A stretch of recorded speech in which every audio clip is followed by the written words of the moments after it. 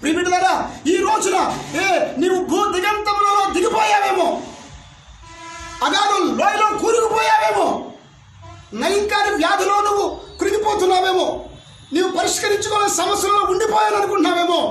కానీ ఒక్క నిర్ణయం, ఆ నిర్ణయం ఏంటో తెలుసా? నువ్వు దేవుని వైపు తిరిగితే, if U turn to God, నీ యొక్క ఈ ఉదయకాలం మందు ఈ వాక్యం వింటున్న నీవు దేవుని వైపు తిరిగితే భూ దిగంతాల వరకు త్రోలి వేయబడినా, దేవుని విడిచిపెట్టి నువ్వు ఎంత దూరం వెళ్ళిపోయినా, ఎన్ని కష్టాల్లో నువ్వు కృంగిపోయినా, ఎన్ని శ్రమలలో నువ్వు దిగజారిపోయినా, ఇది అసాధ్యము అని నీకు అనిపించవచ్చు.